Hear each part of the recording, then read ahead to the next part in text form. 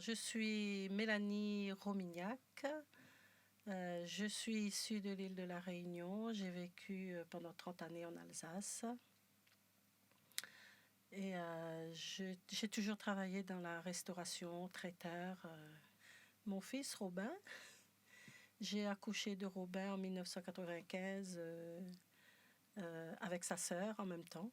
Enfin, sa sœur est venue 2 minutes avant, qui dit toujours « je suis la plus grande ».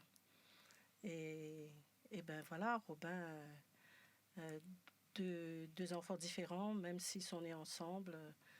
Robin un peu plus que je dirais comment, dynamique, mais moins intrépide.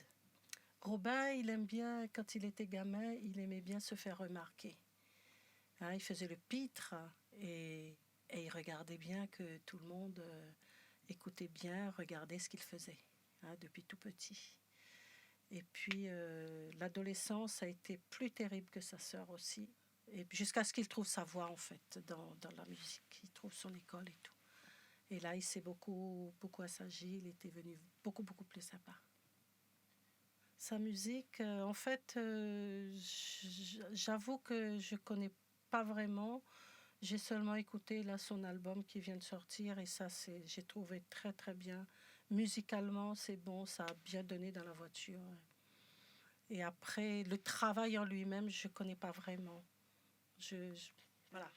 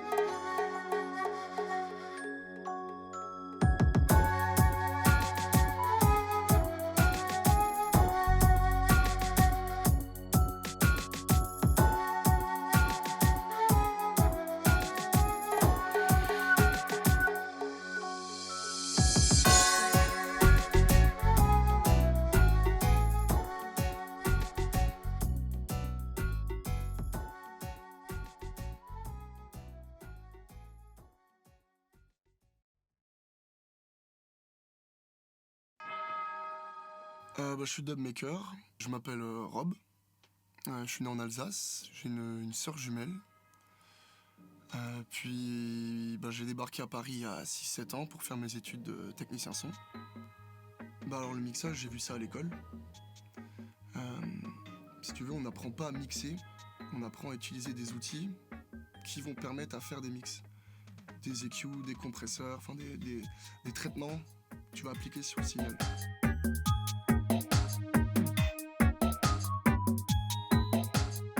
Quand j'ai remarqué que la musique allait prendre une place importante dans ma vie, c'était il y a longtemps, j'étais gosse.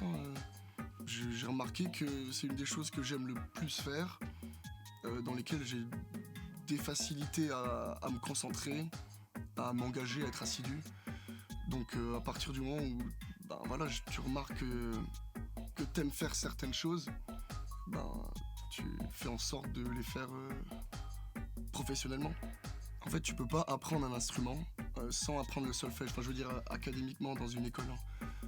T'es obligé d'apprendre le solfège en même temps. Donc moi, j'ai appris le solfège, la guitare.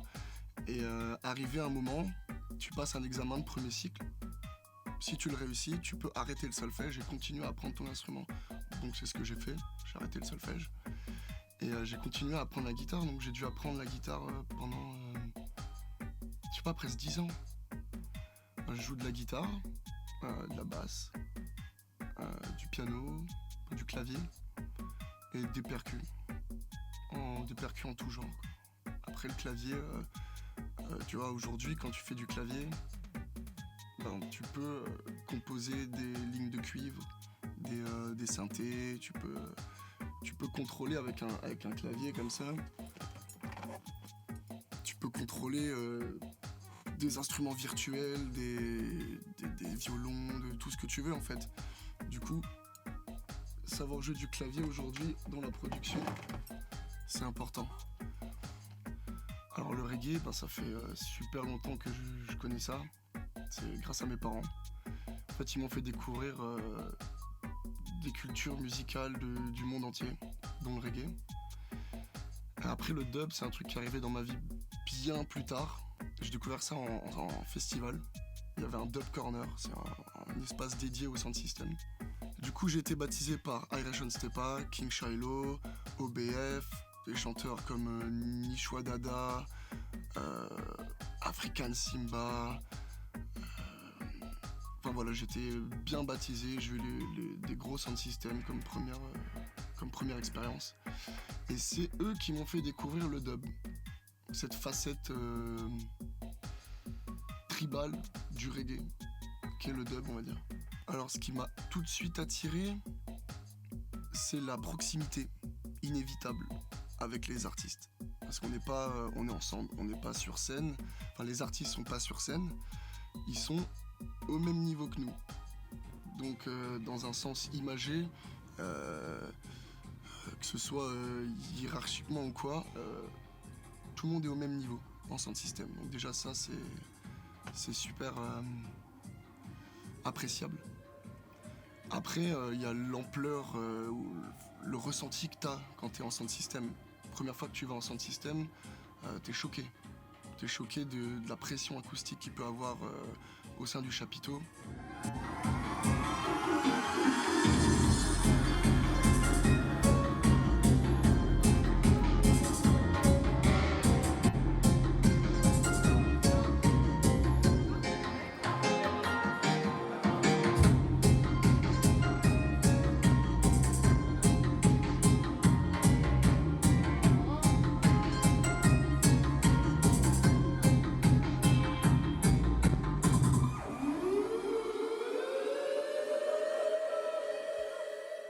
C'est énorme quoi, la basse est proéminente.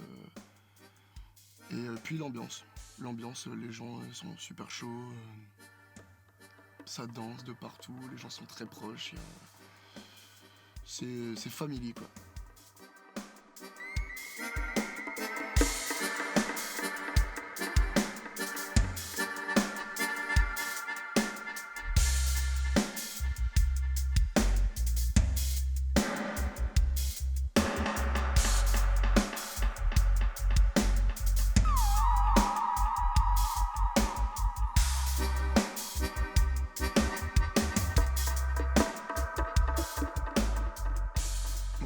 Tout ce que j'écoute en musique va influencer ce que je fais, que ce soit consciemment ou pas. Mais s'il faut en citer, je vais citer des noms connus, des classiques, hein, les King Tubbies, les Chaka, Bashanti, les Mad Professor, Scientist.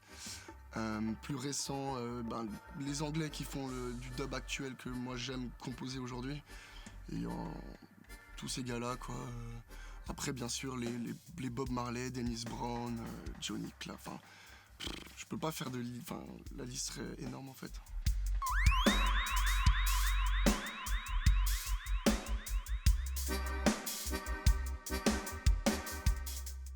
Le mix va être une interprétation que tu vas avoir de l'association des différents éléments qu'il y a dans la musique. Si tu veux un bon mix, c'est subjectif, c'est propre à chacun. Si tu veux faire un mix avec beaucoup de basses, avec peu d'aigus, avec beaucoup d'aigus, avec peu de basses, ou une voix mise en avant, une voix très cachée en arrière, c'est propre à chacun.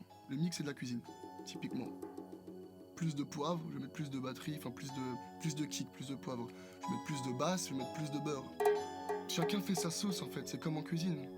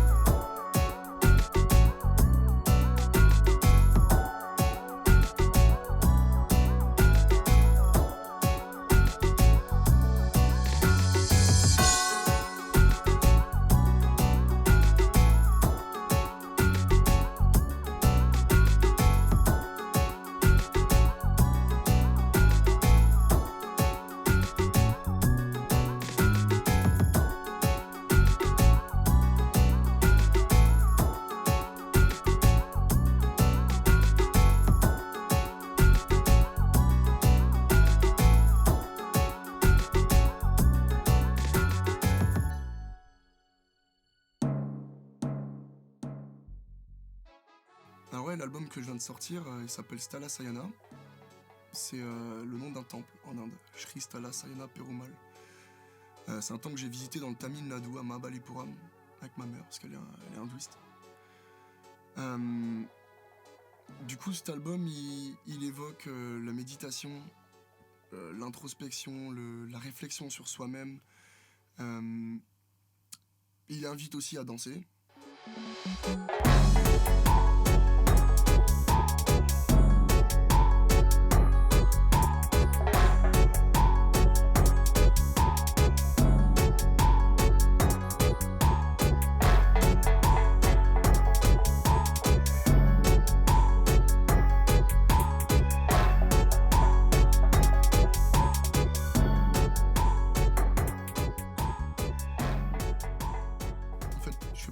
Juste pour faire de la musique. Derrière, il y a une volonté de transmettre un message, défendre des idées, la résistance face à l'esclavagisme, qu'il soit moderne ou il y a longtemps. En fait, si tu veux, dans l'album, il y a un track qui s'appelle 1848. Et 1848, c'est la date d'abolition d'esclavage sur l'île de la Réunion. Alors ouais, il y a des sonorités dans ce morceau qui rappellent la difficulté de vivre les journées que vivaient les esclaves en fait. Typiquement le bruit des chaînes, le bruit de la pierre, le bruit des bruits métalliques, des bruits pas forcément super agréables en répétition. Donc voilà, c'est ça que j'ai voulu transmettre. La peine, la souffrance, la routine, en fait, voilà. L'esclavagisme, en fait, c'est ça.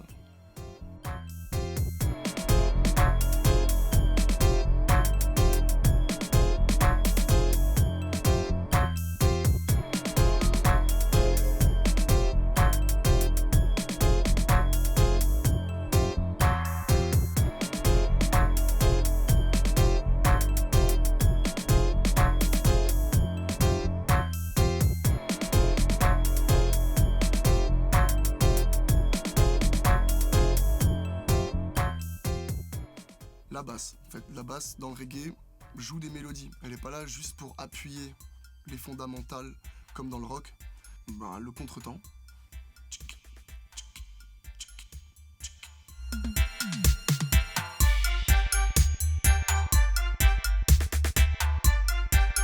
Alors, un sound system, déjà, c'est un système de sonorisation ultra puissant. Les enceintes sont empilées pour diffuser au mieux la musique. Parce que dans le reggae, dans le dub, on a une basse qui est énorme, qui est mise en avant, comme je disais tout à l'heure, qui joue des mélodies, donc c'est important qu'on entende ces mélodies qu'elle joue. Donc on a des plans de caissons faits sur mesure pour faire sonner une basse comme il se doit en fait.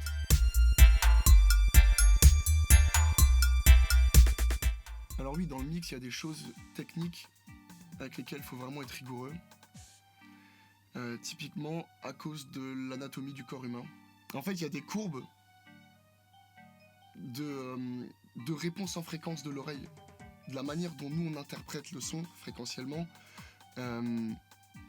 Cette courbe, elle change en fonction du volume sonore. Ça s'appelle les courbes de Fletcher et Mansell. Alors plus tu vas monter en niveau sonore, en pression acoustique, plus cette courbe, elle va se linéariser. Donc c'est-à-dire que à haut niveau, il va falloir faire attention à certaines fréquences parce que à ce niveau-là, tu vas être plus sensible à ces fréquences-là. Donc voilà, c'est pour ça qu'en studio, quand on mixe, on a un niveau de référence en pression acoustique, en SPL, donné, fixé, toujours par rapport à ces courbes. C'est là où l'oreille est le plus linéaire, donc c'est à ce niveau-là qu'on mixe et qu'on écoute la musique de façon agréable et forte.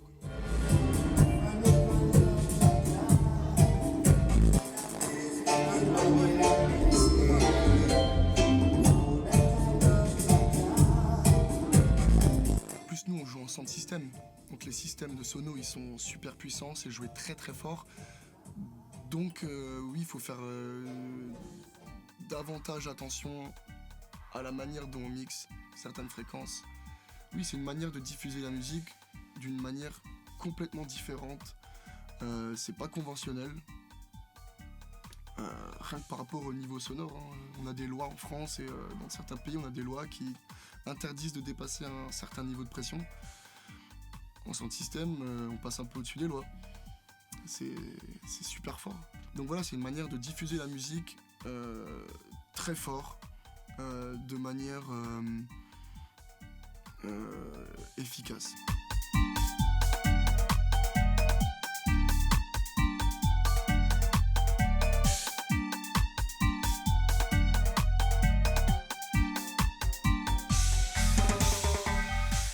Alors pour les Rastas, Zion, c'est la terre sainte, la terre promise qui est l'Éthiopie. Dans la religion, le Rasta, où qu'il soit sur terre, va se rapatrier en Éthiopie, sa terre sainte, sa terre promise quoi. La religion Rasta et le reggae, c'est indissociable parce que en fait la religion Rasta va utiliser le reggae, la musique, comme messager. C'est pour ça que tu entends beaucoup de messages Rasta, de passages de la Bible, des psaumes. Pour moi, Babylone, c'est la corruption, la décadence de la société. Il n'y a pas que la politique, la santé. Tu vois, Bayer Monsanto, pour moi, ça c'est le pire. On s'est totalement éloigné de la nature, on s'est éloigné les uns des autres. Pourtant, on a fait des grandes villes avec des bâtiments serrés, des appartements collés, mais on s'est éloigné. Le reggae dénonce pas mal de choses, hein. Il dénonce ce que je viens de dire par rapport à Babylone, ce côté corrompu. Il dénonce les inégalités, il dénonce les mauvaises façons de penser, il dénonce... en fait, comme je t'ai dit, le reggae, pour moi, c'est l'éducation. Après, tous les morceaux de reggae ne véhiculent pas un message d'éducation. Alors, le reggae, tu le retrouves dans des genres musicaux par rapport au message que les acteurs du reggae défendent. Donc, il y en a qui sont similaires, par exemple au punk. Du coup, les punks, les rastas, les toughers, pour moi, c'est des gens qui partagent les mêmes idées. S'éloigner de Babylone, en fait, simplement.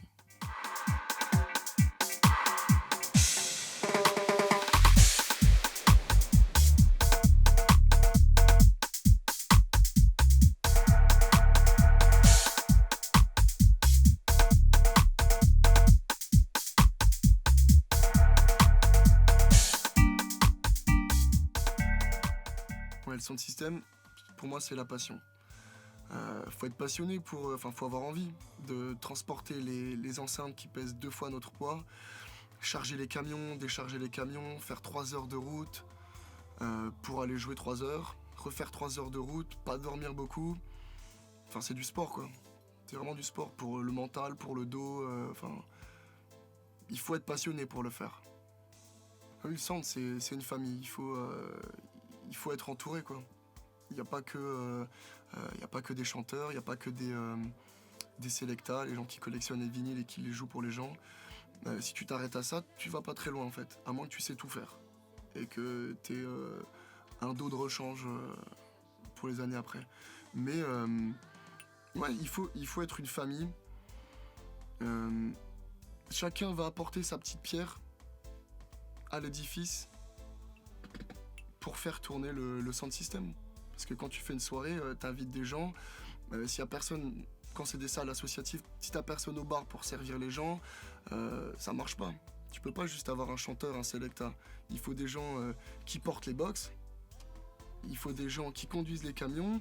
Il faut des gens qui s'occupent de la logistique. Il faut des artistes, bien sûr. Des gens qui s'occupent de la com. Chacun a son rôle en fait. Chacun a son rôle pour faire marcher le sound system. Tu regardes Adoption, c'est une asso d'Île-de-France qui regroupe énormément de sound system. Et ils sont un nombre énorme en fait, et ils sont unis. Ouais, le reggae il unit les gens, c'est clair.